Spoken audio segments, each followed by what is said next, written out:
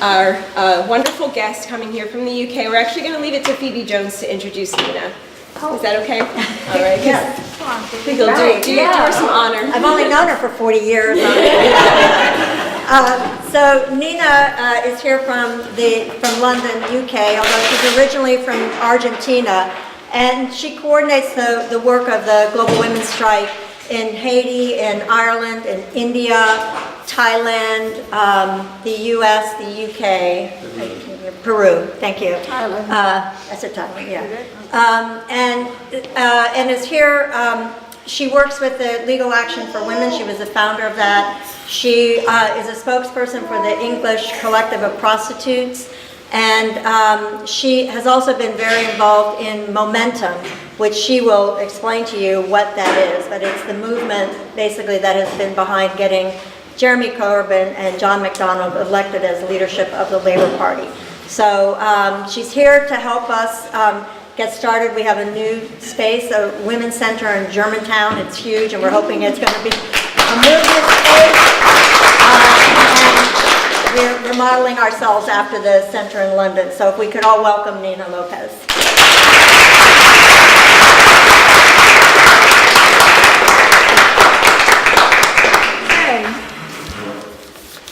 Well, I don't know about any words of wisdom or anything like that, you know. I mean, I've really come to find out what's going on here, and definitely, yes, to work with the center. We do know something about women's centers.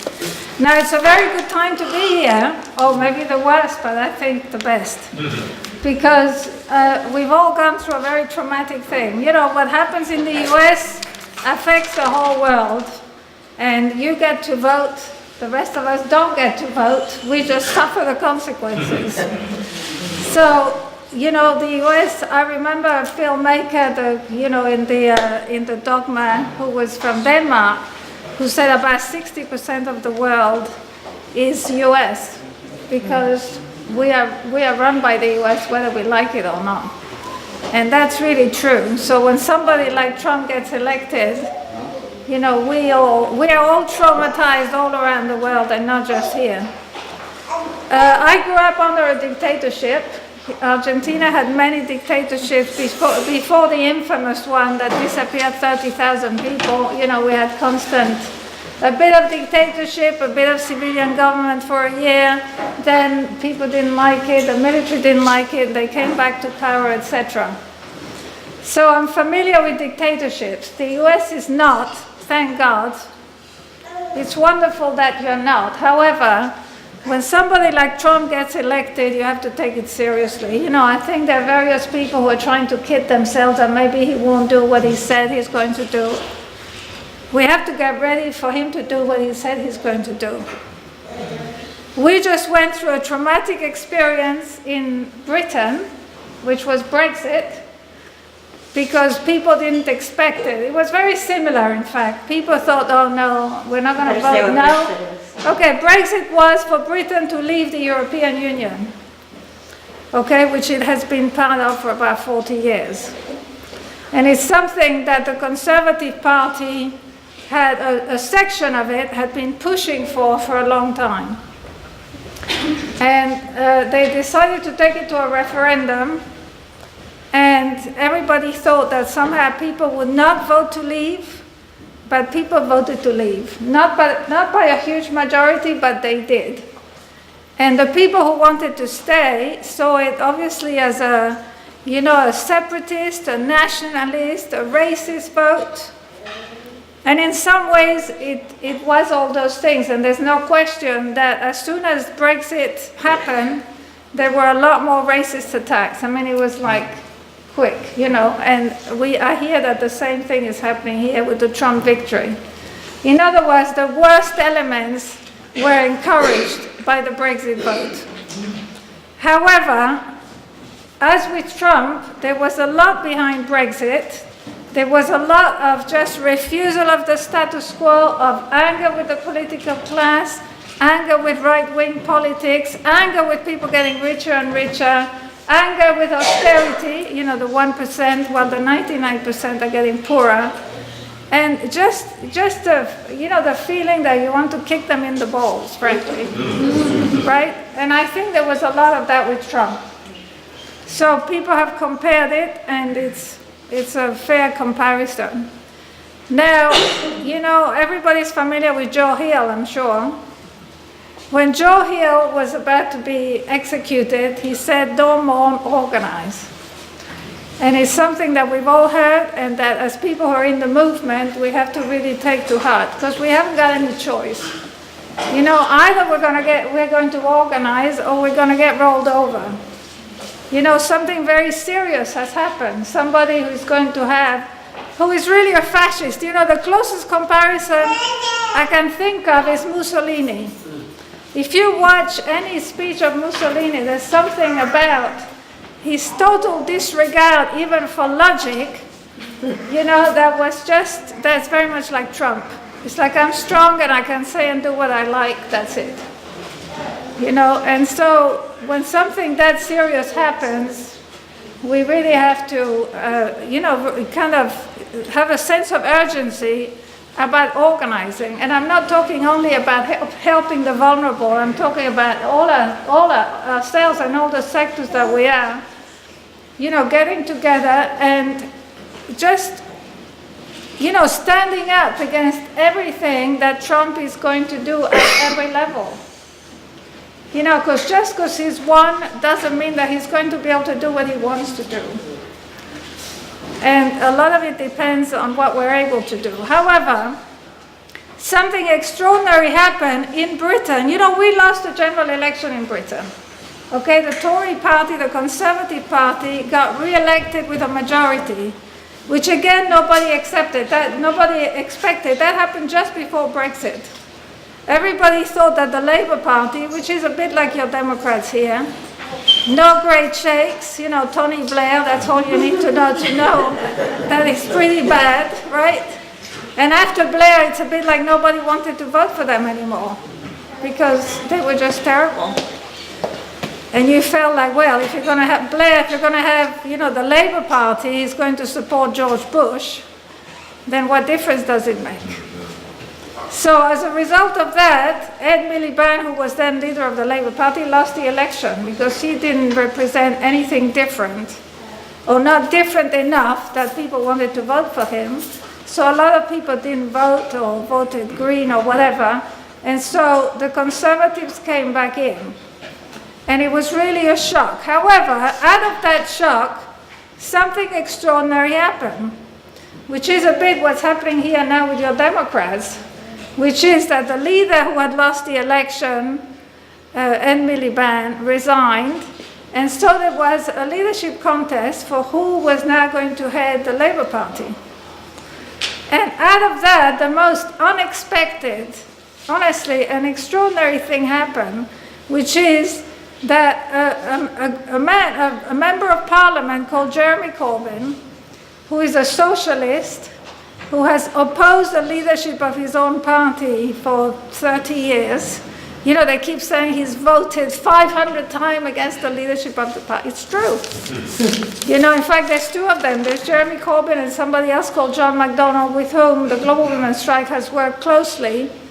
Not because we're party political, because we're not, but because he is somebody who has always had it as his mission to put whatever power he had at the disposal of the movement. And that is the best you can ask of somebody who is in a position of power. In fact, John MacDonald used to, every time we had a meeting in Parliament, that he would book the room or chair the meeting or host or whatever on all kinds of so-called controversial issues like the decriminalization of prostitution. He would say, oh yes, I'm the parliamentary branch of the Global Women's Strike, you know, which was always a good joke, but in some ways true. Anyway, so Jeremy Corbyn got elected as leader of the Labour Party. Now, that was something that he didn't expect, John MacDonald didn't expect, and none of us had ever dreamt of. I mean, it was like impossible.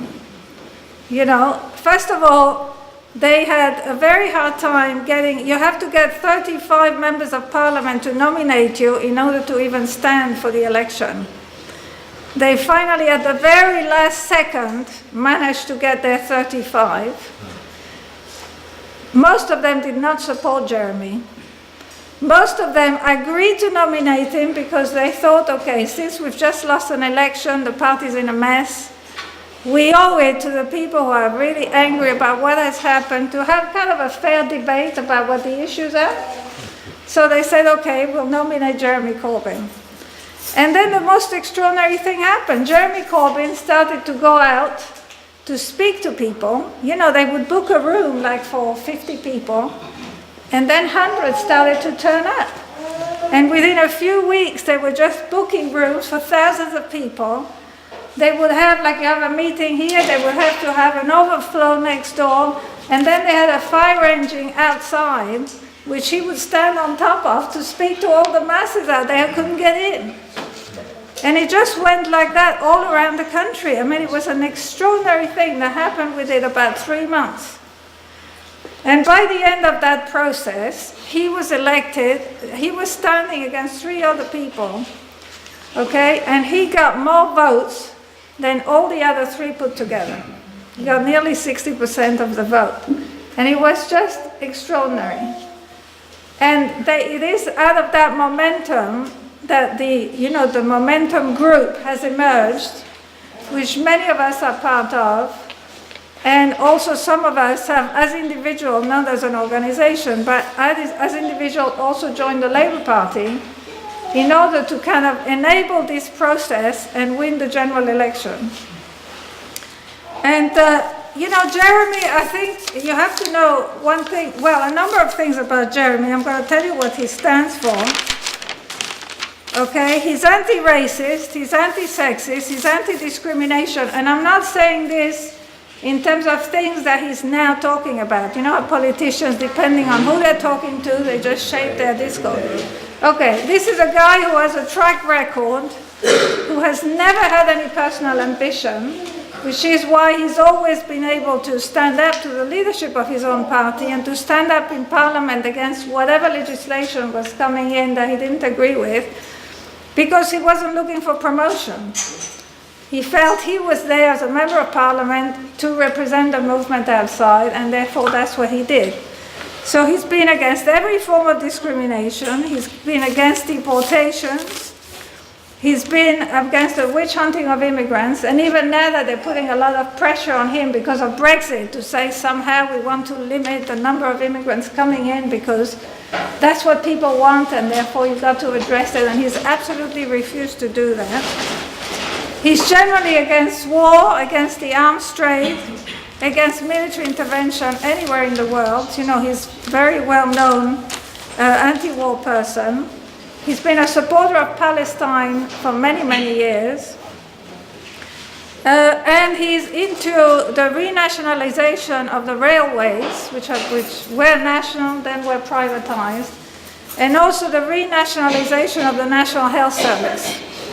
You know, the powers that be in Britain have been privatizing healthcare and looking at the US as the model because that's how they can make money out of it, which otherwise they can't do. And so a lot of bits of the National Healthcare Service has been privatized, and we are trying to overturn that, you know, which is not an easy thing to do because there's so many private interests now involved, but he's definitely for that. And he's generally somebody who stands, for justice. Now, when Jeremy was told to put himself forward, it was not his choice, and it was not something that he wanted. And in fact, the other side kept saying, well, I don't see why he should be leader of the Labour Party. He doesn't even want to win the general. He doesn't want to be leader. He doesn't want to be prime minister. Now, to some extent, that was true in the sense that he was not a Hillary Clinton who has a life ambition that she was going to break the glass ceiling, etc., etc. Jeremy Corbyn, as a kind of, a parliamentary movement person, never saw himself as having to reach anywhere. And he was really chosen to do that job and has been chosen since, as the movement has mobilized to ensure his election, not once but twice. Because what happened was that then the right wing within the Labour Party, which mainly controls the parliament, You know, out of about 200, and I'm not sure how many MPs the Labour Party has, but about 250 or something like that, 172 signed a motion of no confidence in their own elected leader. Okay, trying to bring him down. So there was a coup within the Labour Party to get rid of him. Some of you could imagine, I think if Bernie Sanders had won to be leader of the Democrats, I think you could imagine the right wing of the Democratic Party organizing to get him out. And in fact, there's a way in which they did that. Because losing, you know, the nomination of Bernie Sanders to Hillary Clinton was a way of saying we'd rather have Trump than Bernie Sanders. You know, and I'm sure that there are many Democrats who think that. And I think that they have a lot to do with why we're now in this situation of Trump having been elected. I think a lot of people thought that Bernie could have won against Trump. I see that you are nodding, and we certainly felt so, because people wanted something that was not the same corrupt old elite. And Bernie definitely represented that, just like Jeremy Corbyn represents that in Britain. So that would have been an important thing. Now, you know, when the movement chooses you, as it clearly has chosen Jeremy Corbyn, we have to think very carefully about where we stand as the different organizations that we are part of. Because our strategy in whatever we do is to build a movement. Because without building the movement, we can't really change society. You know, we want to make a caring society. You can't do that unless the movement is strong to do it. And if the movement chooses somebody, you know, to do something in Parliament, and you want to build a movement, then you have to help that process. You know, there's a lot of resistance to Parliament. I tell you, I'm 63 years old, and I never in my whole life would have thought that I was ever going to join the Labour Party. And it's not that I trust the Labour Party, but I trust the movement of hundreds of thousands of people that decided to go into the Labour Party to get Jeremy Corbyn elected. Because if we don't trust the movement, we don't have anything else. You know, we may all go home and go to the movies. I love the movies, so it's not an activity that I would begrudge, but, you know, either we trust the movement and we want to build it, or we just have to accept defeat, you know, because that is really all we've got. You know, they've got the money, they've got the military, they've got everything. They can go around the world corrupting, buying people off, etc., divide us, setting us, you know, the ones against the others. All we have is our movement and building it. So we really have to concentrate on doing that. Now, momentum came out of that movement, and because there was a momentum to elect Jeremy Corbyn, it was then called Momentum. And most of the people in it are part of the Labour Party, but it's a separate organization in the sense that it aims to build a movement outside and not just inside the Labour Party, and to be a kind of bridge between a socialist Labour Party and the grassroots movement outside. And it's been a struggle. It really has been a struggle, because you immediately, you know, personal ambition is a really difficult thing to face and to defeat. You know, we are all told we have to succeed. You know, the American dream, which is really the capitalist dream, I mean, that's really all it is, okay? The American dream has infected the whole world. You know, it's not that it was created here. It's probably started in Britain, you know, with the Industrial Revolution and et cetera, but it's all pervasive, and we are all told that we have to succeed, you know, and that we have to be ambitious, that ambition is a good thing. And it was just great, just recently when Jeremy was speaking and he was thanking people and all that, and at some point he said, yes, ambition, and then he stopped. And he said, no, not personal ambition, collective ambition. You know, and that is really a good formulation to hold on to, because we're not without ambition. The question is, what do we have ambition for? And we have ambition for our movement, and we have ambition for what we can do together rather than in competition with each other. So that was a very good thing. Now, the fact that there is now a big movement in Britain to get somebody elected is, is hope, if you like. 2 minutes. Sorry. It's hope for you here as well.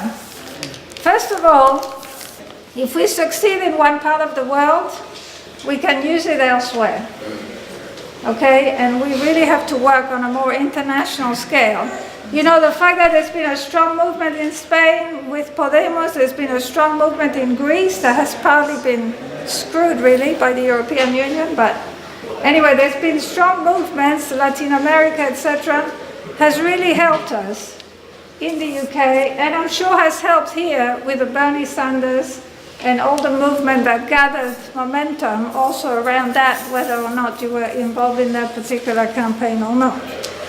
So there's a lot that can be done around that. I just want to, since I only have very little time left,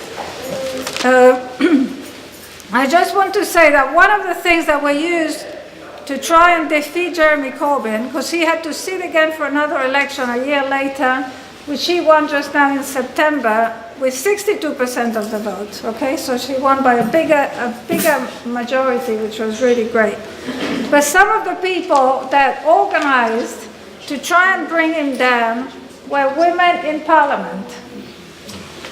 Women like Hillary Clinton. You know, it's a very similar sector. And as soon as he was elected and he tried to form what they call a shadow cabinet, you know, which was over half women, they said he was sexist. Because, you know, it was like the major job or whatever was not a woman. And it was like any excuse. They were going to use absolutely any excuse. So Jeremy was accused of all sorts of things. And it was the women who really started the process, the parliamentary women who really started that process to try and bring them down. So I think we have to be careful what happens with the different sectors who come forward as being, sectors that are organizing in our own name, but we then forget what the class perspective is, you know, within that sector, because they're women and women. And Hillary Clinton didn't speak for women. She may have spoken for a few women at the top, but she certainly didn't speak for the majority. And that is why, that is a big reason that she lost. Yes. Okay? And I think that that's true of people of color. That's right. You know, the Congressional Black Caucus, the whole of it, okay, supported Clinton against Bernie Sanders. Not surprising, but unforgivable. That's right. Yes. You know, so, and the same is true of every other sector, whether it's young people, you know, whether it's LGBTQ, whatever it is that we are, there has to be a class perspective as opposed to just, I have a right because I'm a 22-year-old, etc., and therefore, as a 22-year-old woman, I should be the one that puts herself forward. Well, it's not like that. You know, the question is who is advancing the movement and who is advancing themselves. And that has to be the cutting edge. Now, we now are going to be fighting to get Jeremy elected for Prime Minister, which is not a small task because they're throwing everything at him. Okay, and I think you can make the best out of this moment. You know, first of all, to join with us. Somebody was suggesting that Momentum could also be on some kind of international network, which I think would be great. But also to see if you can shake up the Democratic Party to get somebody at the top that you can actually put pressure on and that can become some kind of momentum. It's not impossible. If it happened in Britain, it can happen here. Oh, something different. You know, there's never a formula that can be followed for every situation. Okay.